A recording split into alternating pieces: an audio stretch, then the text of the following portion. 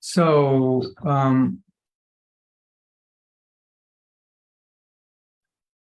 I think for many of us, the experience of Prabhupada leaving was the most traumatic experience, aside from taking birth in the material world. Next to that, it was like the most traumatic experience of our life. And everyone is going to go through that. Unless you leave before your guru leaves, you will go through that. So maybe you could describe like what went on for you when Prabhupada left, and how you dealt with it or didn't deal with it well. Thank you. Well, maybe I could start by describing how it was before Prabhupada departed. Because on my very first introduction to the devotees of Krishna, I had met them in a music festival, and the leading devotee, whose name was Tribhuvanath Das, great disciple of Srila Prabhupada, he said that it would be better for me if I came back to the temple. So I went with a group of devotees to the temple. But on the way there, being 1974, we used something called a telephone box, and he wanted to check on Srila Prabhupada's health. So I'd figured out what the Hare Krishna phenomenon was, but I didn't know this name, Srila Prabhupada. They said he's our guru, he's our spiritual master. So I thought, what is a spiritual master? So this concept of spiritual master came along with the concept of, but he's physically sick. He's the spiritual master, but he's physically sick. So this registered in my mind. A spiritual master can be physically sick. Tribhuvanath went to the phone box and came back jumping and running. And the 15 or so devotees who were in the van at the time exploded into a kirtan. I thought, well, this is very interesting. Spiritual master was sick. Now he's no longer sick. And they're very, very happy. Everything in this movement must depend on him. It's whatever he says. And this was something I was to learn over the next year before I met Srila Prabhupada, which was about 6 months. But it was impressed upon me that in the early days, the first disciples of Srila Prabhupada got to spend time with him. But now it's 1974, you shouldn't talk to him. And I was told not to write to him, not to ask questions. If you've got any questions, you can ask us. Don't put your hand up at the end of class, because you can't have an interaction with the spiritual master. So I'm telling you this because it has a bearing on what happened when he disappeared. So I learned to interact with my spiritual master as somewhat of a distant figurehead. Although spiritual intimacy was there, because I was offering my food, bowing down to him, saying his name every time I bowed down to him. I was seeing his picture on the books. I was listening to his tapes. Everything was Prabhupada, Prabhupada, Prabhupada. But it was a sort of Prabhupada of which I was the very outside of a series of concentric circles. The innermost circle being the people that he'd met in New York and America. They got to be with him. And then there were others who got to be with him, and San Francisco. Because he knew everybody personally. People like you. Not me so much, but. And there were those of us who. So my interaction was based on a certain remoteness. But whenever Prabhupada came, I tried to bridge the gulf in that remoteness by deliberately standing in front of him, which was rather embarrassing. At one time, Prabhupada recited the Prema Dwani prayers at the end of a kirtan. And of course, everybody bowed down. I stood up and I looked at Prabhupada, and I made sure he was looking at me. So Prabhupada was saying, Jai Om Vishnu Bhad Paramahangsa. And he was looking at me. I was looking. And I'm sure many, many years later, I was thinking, what on earth was he thinking? What on earth was he thinking? I went on a morning walk with him, my one and only morning walk. And I deliberately tried to be right behind him. And what I didn't know was that during a morning walk, Prabhupada stopped suddenly. And if you were too close to him, you would. And our local leader at the time, he just motioned to me, said, get back. So this idea of desperately trying to be close to Prabhupada, but not being able to physically, this sort of perpetuated through his disappearance. And I remember in 1977, of course, November the 14th, 1977, we all learned the terrible news that Prabhupada had passed away. And I knew that he was sick. Of course, there was no internet in those days. There was no phone calls even. But we knew that Prabhupada was sick. But Prabhupada had been sick before, and he recovered. And because he was a spiritual master, completely blessed by Krishna, Can do whatever he wants. he can do whatever he wants. And of course, he had to finish the Bhagavatam. Yeah. Krishna, Krishna would not take him Krishna would not take him. until he finished the Bhagavatam. Yeah, because that was his life's work. So we got various messages from Vrindavan. One of them was that, Prabhupada was very sick, and then he drank some strawberry juice. And we all thought, well, this is an indication that he's going to, and there was some request that he be taken on Parakram around Govardhan Hill. So we thought, well, this is another indication that he must be recovering. And of course, but the ultimate, I think it's fair to say that most of us never thought that the day would come when Prabhupada would pass away. He was such a feature of our lives. At least we could say we didn't think he would pass away when we were so young. Yes. Because we felt completely incompetent. So how could he leave incompetent people? How could he leave me?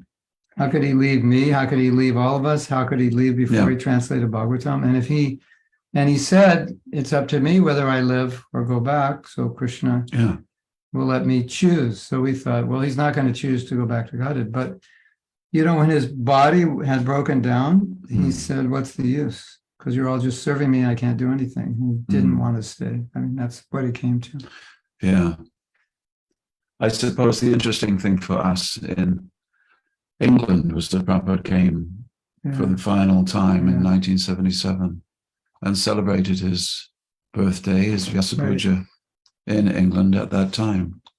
And looking back on that, I still think that is quite amazing, because Prabhupada at that time his body was emaciated, he was in pain. Although, again, I suppose we thought that the spiritual master doesn't experience pain.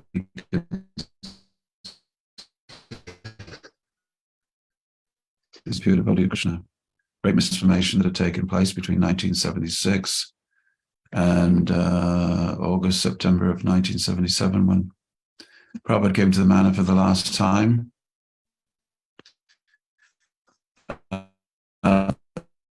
And he wasn't speaking. He wasn't. See, a visible change had taken place. So I suppose at that point, had we been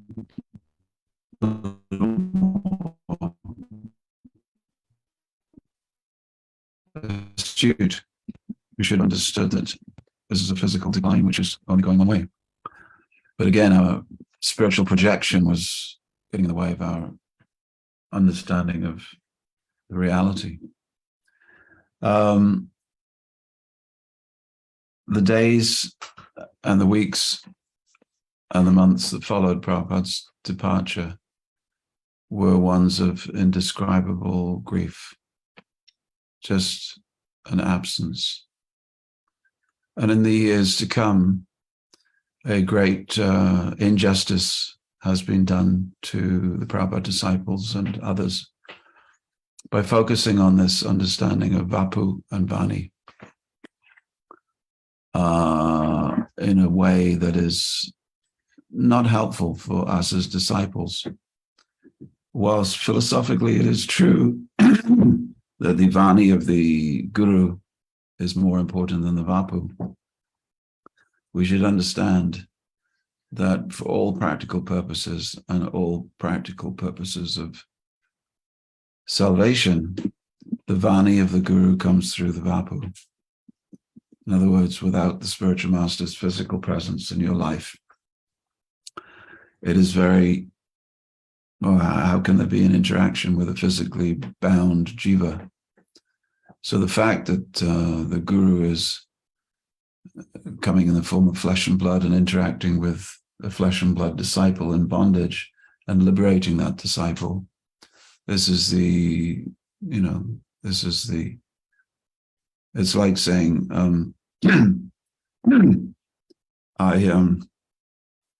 I fell off the ship and I was drowning in the water, but I was saved by a picture of a lifebelt.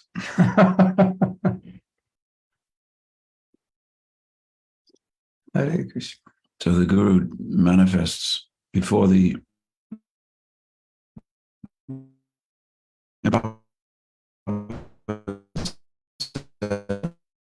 when he's talking about the canto. It used to be fourth canto, part 4, but the King Prajinabarja, and how the wife of the king interacts with his dead body, and the swan comes. And in that portion, Prabhupada talks about the, I believe it's that portion, Prabhupada talks about the spiritual master being manifest before the physical senses, the external senses of the disciple.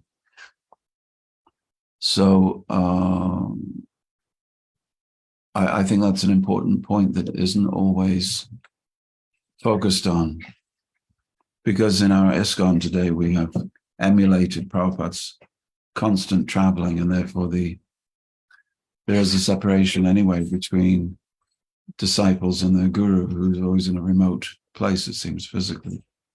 It's not the ancient tradition of the Upanishad, where we sit at the feet of the master and we learn the Vedas from him. So we've become used to the idea that the spiritual master is so physically remote, both geographically and sometimes telephonically, that there is less interaction.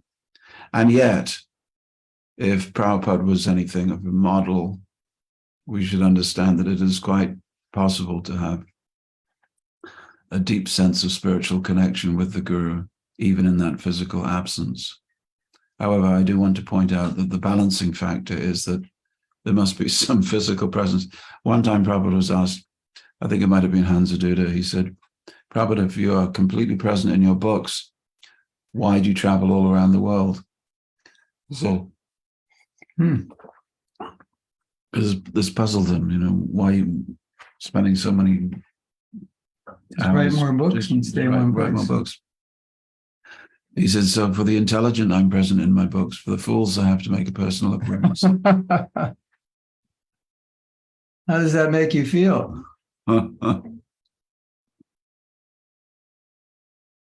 Yeah. So this is something I've been thinking about a lot.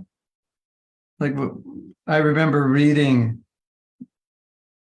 Prabhupada saying in the Bhagavatam, I think it's the first canto, it's the first canto. At the beginning of the first canto, he's saying, there's no difference associating personally with Krishna and reading Bhagavatam, Yeah. All right. So I'm reading Bhagavatam like this. And I'm supposed to realize, that I would fall asleep if I was with Krishna. I would be bored to do something else, checking my phone every few minutes.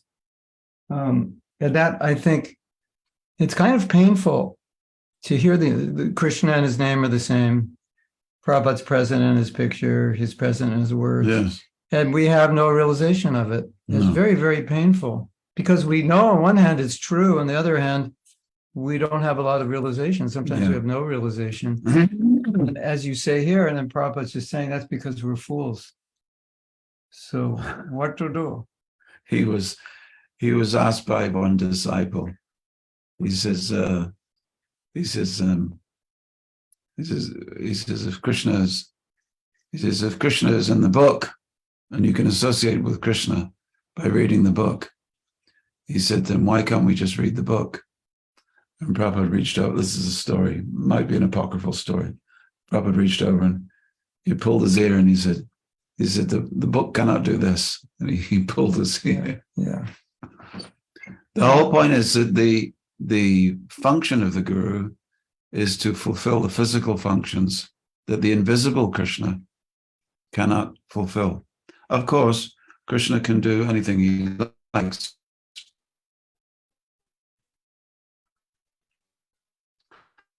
The fact that the Krishna appears before the disciple as the guru means that we're performing a function. I tell you one thing that was interesting for me. Prabhupada came in 1975 to Bhaktivedanta Manor in England. And we were book distributors, young brahmacharis, and we were invited to come into his room, and Prabhupada gave us what we call in ISKCON a Sankirtan class, a book distribution class, a pep talk. And before he gave the talk, he says, he was looking at it, there must have been about 15 of us, and he was looking at each person, eyeball to eyeball. He was saying, thank you, thank you. Thank you very much. Thank you very much. And I was thinking, Prabhupada is thanking me. Why is he thanking me? So he's my eternal spiritual master. I'm thanking him every day for everything. I haven't given anything to him. But he was thanking us. And he said, thank you for helping me spread this movement.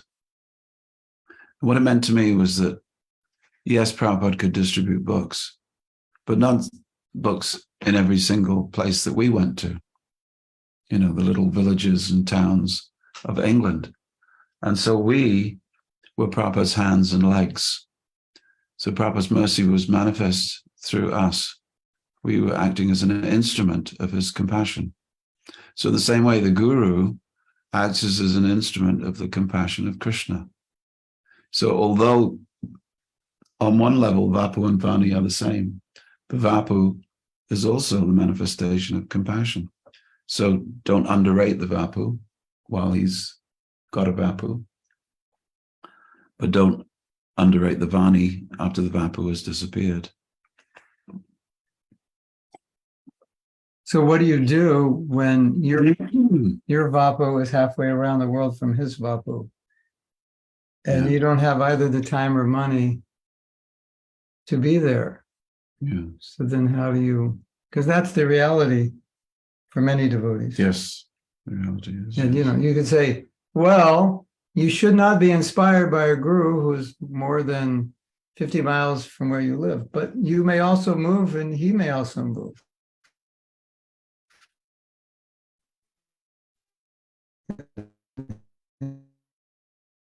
The service may change, and all of a sudden you moved to India, and now you're halfway around the world from him. The Tibetan Buddhists have a saying. They say that the best guru is always 3 valleys away. The impression is that, he's so spiritual, I'll never get to talk to him. And you also never get to offend him. Never get to offend him. Yeah, that's also there. Well, because you know how Prabhupada, he sometimes gives the example, a mosquito is on the lap of the guru, but what is he doing? He's simply biting. So he can always make that, so many of my god brothers had association with our Guru Maharaj, but they didn't do any appreciable service that's also true. That's also true. So what would your advice be to a devotee who doesn't have a lot of association with their guru, who feels that like the words are okay, but the service is okay, but it's not the same? Like, how did you deal with that after Prabhupada? Well, when I first came to the temple, there was 20 devotees. And then the London temple had 20 devotees. And I said, where is the Hare Krishna movement? I thought 40 devotees doesn't quite make this huge movement that I thought I was beginning to interact with. And they said, well, we're in the business of creating it right now. Hmm. And if you like, you can help us. So here's a bag, here's some books. We are the Hare Krishna movement. Now you are the Hare Krishna movement.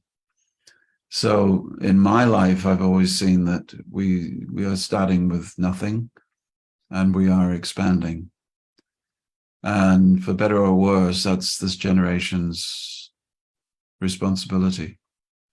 And that responsibility is coming at the beginning of a worldwide movement for the spreading of the teachings of Chaitanya Mahaprabhu.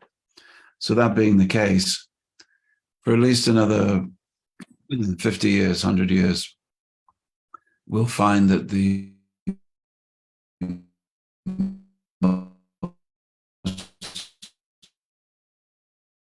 compassion of Vaishnavas travel and open up new territories to Krishna consciousness. Just in the general scheme of things, people become initiated by those who are remote. I think that will change as time goes on. This particular window of opportunity that we have, simultaneously very, very helpful because the maximum number of people are being exposed in the maximum number of countries all over the world.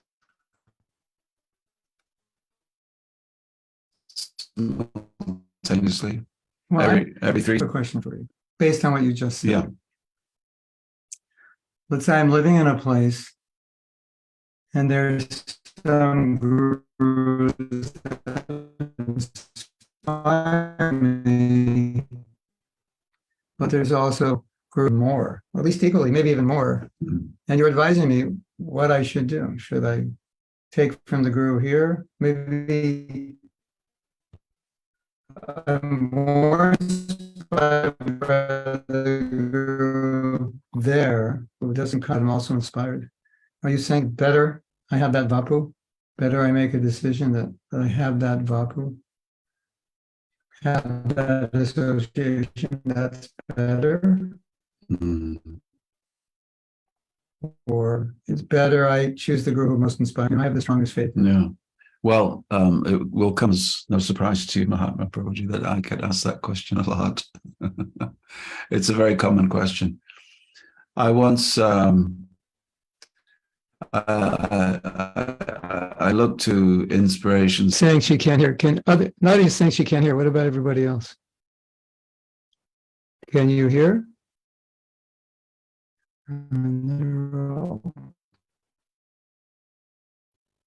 Rosen.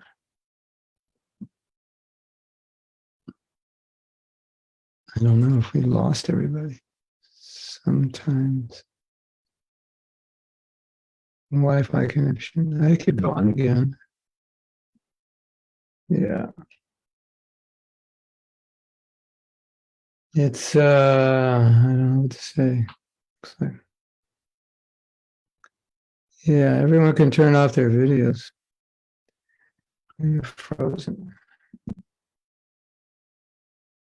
Yeah. This Wi-Fi connection isn't good. All right, Toshan, turn off your video. And now let us know if that's any better. As you can see, our pictures, yeah, the internet is bad. The neighbors must be playing video games. So now, you let us know if you can hear better. Still not good. Huh. Okay. If you, I think I need to reboot.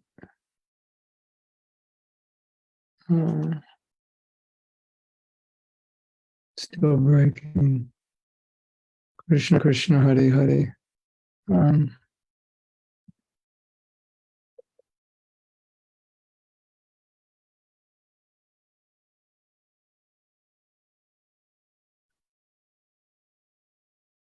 Might still be the same.